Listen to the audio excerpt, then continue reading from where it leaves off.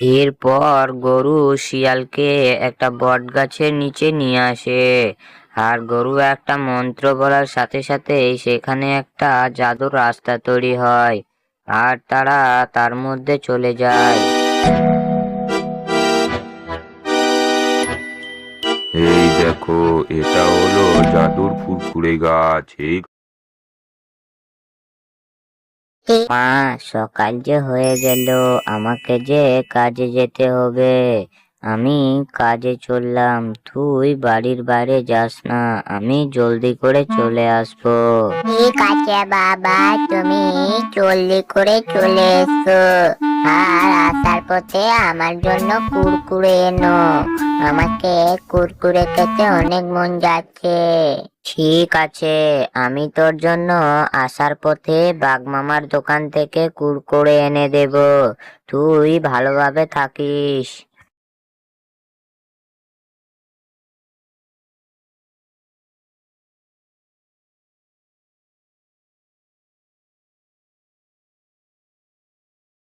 এই বলে মিচকে বাড়ি থেকে চলে আসে। আর অন্যের ট্রাকে মাল ভরার কাজ শুরু করে দেয়। দেখতে দেখতে দিনের শেষের দিকে চলে আসে। আর সন্ধে নেমে আসে। তবে কাজ শেষ করার পরেও গাড়ির মালিক তাকে পয়সা দেয় না, বলে যে পরের দিন দিব। তাই মিচকে শিয়াল বাঘমামার দোকানে বাকিতে কুরকুরে কিনে বাড়ি নিয়ে যেতে থাকে। আর তক্ষুনি একটা গরুর সাথে তার দেখা। এই যে শিয়াল ভাই, আমি 2 দিন ধরে কিচ্ছু খাইনি। আমাকে কিছু সাহায্য করো। তোমার কাছে কিছু থাকলে আমাকে দাও দয়া করে।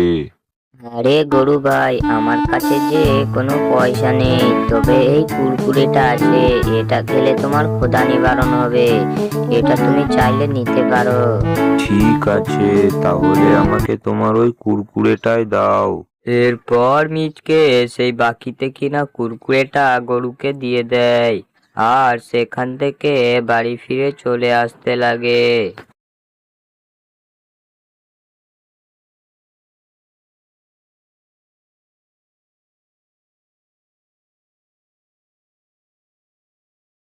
বাবা, তুমি আমার জন্য কুরকুরে আনোনি?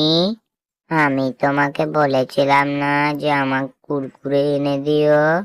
এরপর মিচকে শিয়াল তার ছোট্ট মেয়েকে সব কিছু বুঝিয়ে বলে। এরপর তার মেয়ে তাকে বলে, কোনো ব্যাপার না বাবা, তুমি ঠিকই করেছো। তুমি আমাকে অন্য কোনো দিন কুরকুরে এনে দিও, আমি পরে খেয়ে নেব। তার মেয়ের কথা শুনে মিচকে শিয়াল অনেক খুশি হয়। এরপর সন্ধে হয়ে যায়, তারাও শুয়ে পড়ে। পরের দিন সকালে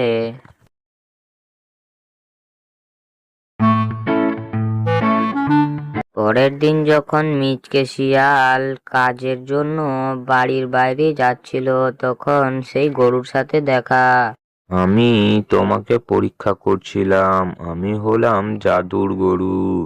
আমি তোমাকে একটা জাদুর কুরকুরে গাছের কাছে নিয়ে যাব। চলো, তুমি আমার সাথে এসো। এরপর গরু শিয়ালকে একটা বট গাছের নিচে নিয়ে আসে। আর গরু একটা মন্ত্র বলার সাথে সাথেই সেখানে একটা জাদুর রাস্তা তৈরি হয়। আর তারা তার মধ্যে চলে যায়।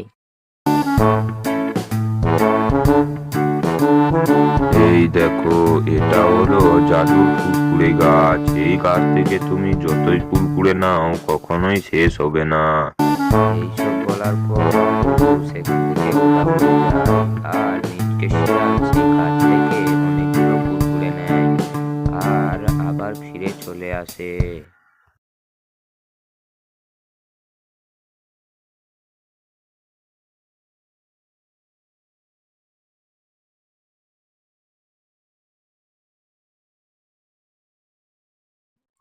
আর কুরকুরেগুলো নিয়ে তার মেয়েকে সে দেয়। আর তার মেয়ে অনেক বেশি খুশি হয়। আর এখানেই গল্পটা শেষ হয়ে যায়। আর গাইস, তোমরা যদি এই কার্টুনটি দেখতে চাও তাহলে আমার চ্যানেলে গিয়ে এই কার্টুনটি দেখে নাও। এখানে মূলত একটা জাদুর গাছ ও দুষ্টু বান্দর নিয়ে একটা গল্প।